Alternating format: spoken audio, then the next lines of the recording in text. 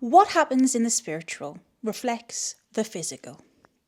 We as humans are more powerful than we realise. We can affect our own realities. And we can do that with our mind, emotions, and spiritual energy. Belief in itself is a powerful tool. And I've touched on that before and several things like it on the channel already. For example, egregores, the manifestation of spirits into being.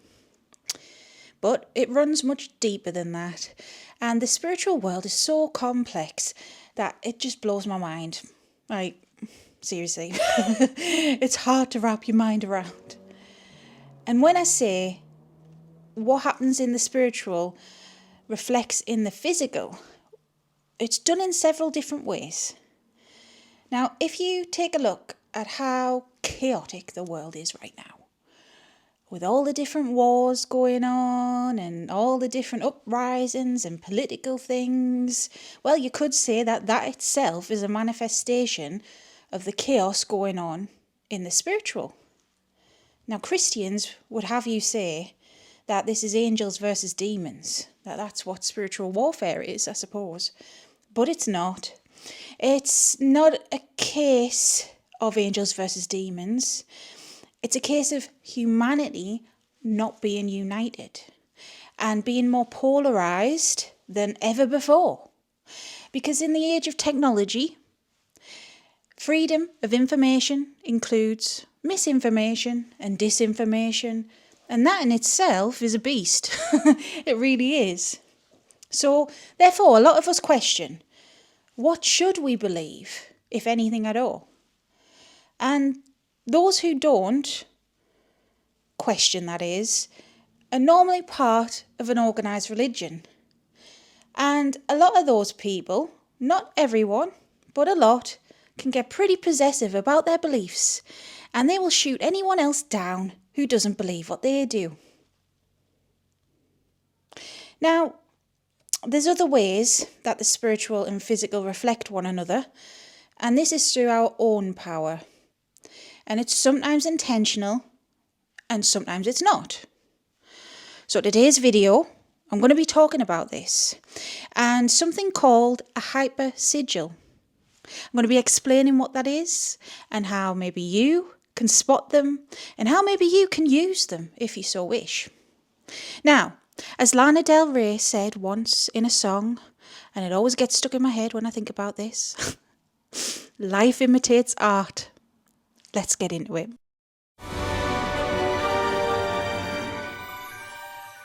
If you are new here, hello, welcome. If you're not new here, welcome back. I'm Sarah, that divination witch. I hope you stick around. The channel is a witchy community and a safe space that I've set up to help people. We encourage you to ask questions. Nothing is silly. Everyone's different. We've all got different views, and that's good. It's good to discuss that. And also, everyone starts somewhere, so ask, don't feel afraid. If I can't help you, someone else will. And if you like that sort of thing, you know what to do. Hit subscribe. And if you want to support the channel further, I do offer readings, hence that divination witch. All linked below. I've got a website, Etsy. I've also got Patreon. And this year on Patreon is the Year of the Dark Goddess. So we're embracing that. We're embracing the divine feminine. And we're stepping into our power. So if you are interested, go check that out. Thank you. A hypersigil. Well, first, let's start. What the hell is a sigil? Sigil magic, well, it's a form of magic, and it can be used in a lot of different practices and in different ways. You'll commonly find sigils in demonology, for example, and you can make your own in various different ways. You can either implement symbols that you know the meanings behind, or you can use countless other methods. If you look it up online, you'll see several different methods. Sorry if I'm shaking the camera, by the way. You're resting on a table, my guys. But yeah, several different methods, commonly found in demonology, but found in all sorts of practices. It's not just a left-hand path thing or demonology thing. A sigil, what it is somebody's intention that is written down and focused into something more precise and something more magical. They can be made for almost anything. You can bind people or things or situations. You can do baneful workings, protection, manifestation, you name it. They've got a sigil for it. And it's basically something that can be used in all walks of life, forms of magic. Literally, you can implement it in any way that you want, from something like a ceremonial style ritual to a simple jar spell. You can put a sigil in all of it if you really want. Now, Hypersigils took that concept and ran with it. They've been adopted by chaos magic, and which, like its namesake, is literally chaotic magic. It's a form of magic that gets people to truly think outside the box. And it gets people to think about what it is they're doing, their thoughts, their intentions, their beliefs, and really it's an artistic form of magic. That's in my view anyways. It's something that I've been doing subconsciously for a long time. I think a lot of you guys listening or watching might be drawn to this sort of thing without even realising. If you're an artistic, creative sort of person, that's normally the kind of people it attracts. And if you want a good introduction to chaos magic, I'd recommend looking up the author Phil Hine. His book, Condensed Chaos, covers a good range of topics for beginners. So it's basically a crash course for beginners on chaos magic. So go check it out if you're interested. I am not sponsored by him, but there you go. Now, Hypersigils. So you could say they're a form of chaos magic. At their very concept, the theory of a hypersigil is creation. So, for example, in its basic form, you would create a sigil with your intention. And then you paint a picture of said sigil, and that becomes a reflection of your intent as well. The picture itself doesn't have to be a carbon copy, however. You could say paint a landscape and somehow work the sigil into that. It could be like the shape of a tree or a cloud or something like that. And each time the sigil is placed into a form of artwork, whether it's a painting, whatever that may be, it gets stronger. And it aids in manifesting the intention more. And the more that that piece of art is consumed, reproduced, etc., the more people feed into the idea and into the power behind the sigil, or the hypersigil in this case. So the concepts become international, and as you can imagine, it's become more abstract as well. So there is a comic book guy. I don't know if he's an artist or an author. He's called Grant Morrison. He talks about how superheroes in comic books have become hypersigils, how they are becoming a cultural phenomenon, I should say. Sometimes intentional, sometimes not, but essentially you start off with somebody's intent, somebody's artistic and creative energy, like Superman is an example. He has become a massive hypersigil. Everyone knows who Superman is, even if you don't like comics. He's that popular. So in less than 100 years, at this point, in the 30s, I think he was created, so we'll be nearing it soon. But in less than 100 years, Superman has become powerful in that regard. You know, the concept of him as an archetype that people would call on, you know. Everyone knows who he is. And that, whether it's intentional or not, was somebody's creative idea that's spread across the world. So Grant, he talks about this. He's got a book on it. I haven't read the book yet, but I have purchased it on the back of making this video because I discovered that he talks about it and I went, oh, makes sense. So I'll let you know about that book later. But that's the concept of it. So to me, I knew of this before I knew what it was. I would have said these things would become egregores. You know, I've spoke about egregores on the channel a lot. An egregore, if you don't know, quick rundown, is the mass belief of something with enough belief and intention behind a thought form. it can manifest. And the most popular egregore, you would say, would be Santa Claus. You know, it's a good one. There can be bad ones as well, of course. Fictional characters can kind of become egregores. That's the way I would have said it. But I've recently discovered the term hypersigil. So I'm telling you guys what it is, because you'll see in time. But yes, hypersigils, see, where an egregore is a person or a being that manifests, hypersigil isn't just that. So I've used Superman there as an example, but it's not just about a being or a person, it's about an intention. It can be more. So hypersigils, they're ideas, and they're ideas that are shared and implanted into the human consciousness that over time becomes normal because we're kind of exposed to it, conditioned to it. We just think, oh, it's one of them things. And we see this in some of the oldest forms of religion. And I thought of this example here and I was dead proud of myself. The idea of a Messiah, the idea of a saviour or a light God, right? One who dies and is reborn. Does that sound popular? Does that sound mainstream? Yeah. Osiris. Dionysus. Mithras. Balder. Jesus? Was that you, Jesus? Yeah, it was Jesus. Jesus said it, sir. If you get the reference, 10 points to you from me. Arthur Denari's me bloody life story. There's no pleasing some people. That's just what Jesus said, sir. So, Jesus said so, sir. Who healed you? Jesus did, sir. Anyways, so now I've had my little moment there.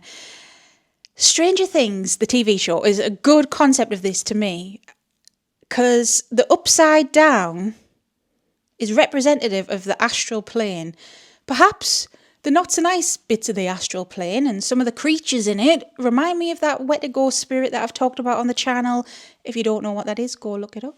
I've got a playlist. But yeah, that comes to mind straight away. And another one that comes to mind that might be a bit more niche, but if you're a gaming nerd like me, then you'll probably know. Final Fantasy VII. I do love me a bit of Final Fantasy, by the way, but particular 7, the life stream being a symbol of how we're all connected to one another and to the planet, because in this fictional world, the planet's kind of got this magic energy in it, okay? Genova being Wettigo, which I've mentioned just there, the alien abomination that wants to destroy the life stream, the planet, the world. So in the game, an alien crash lands on a meteor to the planet, and it's like a poison, a toxin. That kind of represents Wettigo to me. That is the mind virus. That is your evil entities, your parasites and stuff like that. I've spoke about it on the channel. Sephiroth himself, the big bad guy. He is named after the Tree of Life in Kabbalah, which, hey ho, I've got a book right next to me. He's named after this. If that's not a parody of something, I don't know what is, you know, because he's meant to be the big bad guy.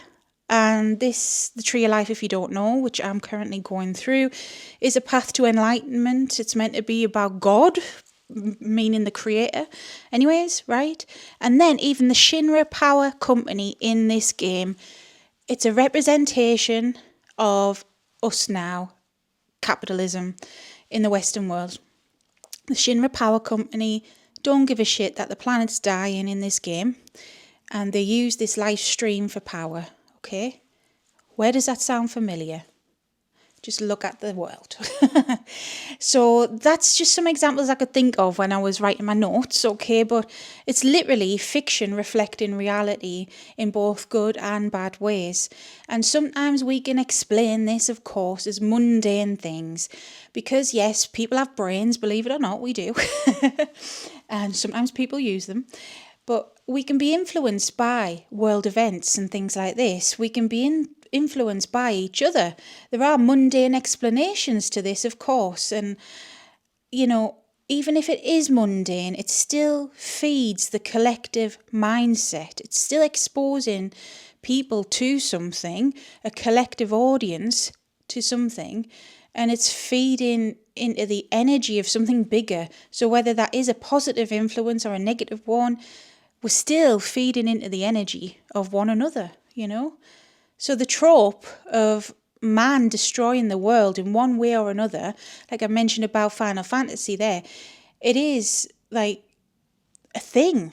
How many countless disaster movies do we have? End of the world movies.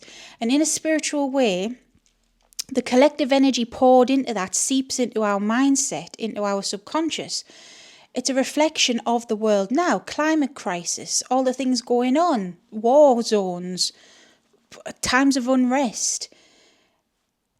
I always feel that these things happened. Like the more I learned about different spiritual paths, the more I formed my own gnosis, and I noticed subtle reflections in fiction and media that I consumed. And obviously not everything, like I say, some things are mundane and can be explained, but there were some moments like what I've mentioned there that have stood out over time. And I've asked several deities about this as well, as I started noticing this before I even knew what a hypersigil was. And I remember actually asking Lucifer about it once, because I was reading a manga at the time, which I'll try and remember, put it on screen, about a little girl that gets adopted by this demon. It looked like a little bit like Baphomet. And it was quite wholesome, to be honest. This demon was raising the kid like a father. And then I discovered at the same time another manga that was similar, and there's loads of others as well. And I basically was like, why? You know, I asked him because at the time, it was about demons, you know. I get curious sometimes. And he basically explained, look, all deities, like in general, whether they're infernal or angelic or any deity, they can influence us.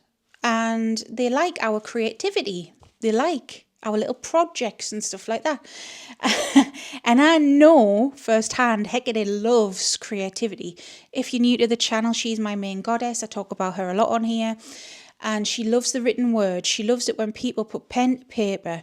And if you look up beginners' books about her or any books about her, you'll find loads of anthologies of people that have written devotionals to her, prayers and poetry and all sorts. She loves it. So it makes sense that they're influencing our creative minds in fiction. Now, to me, it's just always been something I've noticed, and the term hypersigils has only just been brought to my attention. And so make of it what you will, all right? If you want to call it a hypersigil or not, fair enough. I'm just explaining what it is. Of course, not every single thing has a spiritual meaning. Not everything is a sign. But if you have an inkling that something's like, oh, that's a bit familiar, or maybe it is, you never know. And why not give it a go yourself? So have a think. Is there anything that kind of sticks out to me? Or do you want to have a go at making your own hypersigil? You know, because you could do that on an individual level. If you are a creative person, you know, if you like creating anything, it doesn't have to be a painting, poetry, movies, anything at all. Even just the way you put your makeup on one day. It's all about intention and empowerment. It links in with manifestation and the universal energy and how that works. And I just find it very interesting. So I'm sharing it with you because I do have some more videos planned. One I'm going to film after this, where we're going to be delving into the world of hypersigils more. And I'm going to be giving you examples as I see them and as they're brought to me. But there's one I'm being led to share. So before I share it, I have to tell you what I mean. So you can get the drift, right? So I hope you found it useful anyways, and I'll see you in the next video on this subject, and I'll probably see you in some of my other videos as well, because if you made it this far, you know what to do. Hit that button, hit subscribe, stick around. I talk about stuff like this all the time. And yeah, my lovelies, until next time, stay safe, stay witchy. Bye.